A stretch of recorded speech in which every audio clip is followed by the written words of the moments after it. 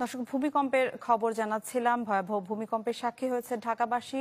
সকাল 10টা 39 মিনিটে 5.7 মাত্রার ভূমিকম্পে কেঁপে ওঠে রাজধানী সহ দেশের বিভিন্ন এলাকা। তবে এখন পর্যন্ত ক্ষয়ক্ষতির কোনো খবর মেলেনি।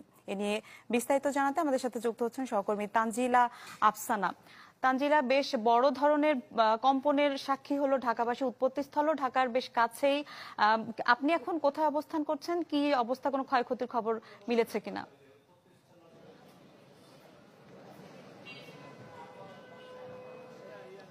মিলা, আপনি জানেন যে আমি কিছুক্ষণ আগে কিন্তু এখানে ভূমিকম্প অনুভূত হয়েছে ঢাকার বিভিন্ন এলাকায়, এছাড়াও দেশের বিভিন্ন স্থানে কিন্তু ভূমিকম্প অনুভূত হয়েছে। এবং আমি এখন বর্তমানে রয়েছি মিরপুর 14-তে, এবং এখানে আমরা দেখতে পাচ্ছি যে একটা ভবনে, প্রিন্স বাজার নামে একটা ভবন রয়েছে, সেই ভবনে কিন্তু ফাটল দেখা দিয়েছে। এবং আপনাকে যদি বলে রাখি যে এই যে ভূমিকম্পটা অনুভূতি হয়েছে, এটি কিন্তু নরসিংদী জেলার মাধবদী পৌরসভায় কিন্তু এটি মূলত এই ভূমিকম্পের উৎপত্তি স্থল।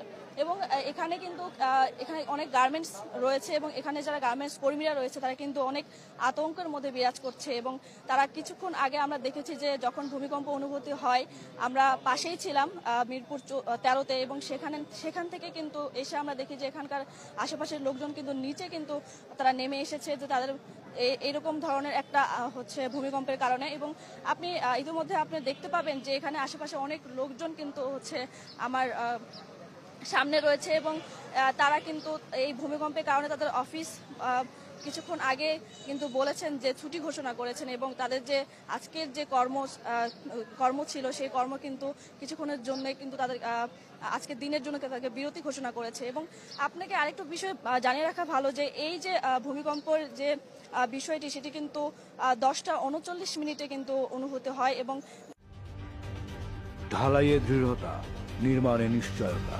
প্রিমিয়ার সিমেন্ট, ঢালাইয়ের রাজা।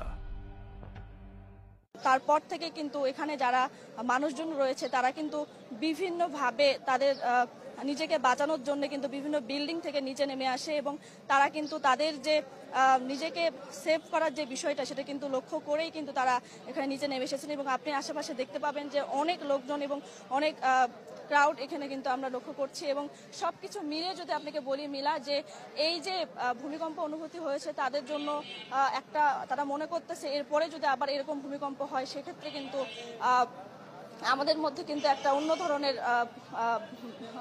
আতঙ্কের মধ্যে যাচ্ছে। এবং তারা বলছেন যে এই যে আতঙ্ক রয়েছে তারা কিন্তু এরপর কর্মদিবসে ঠিক ভালোভাবে বসতে পারে।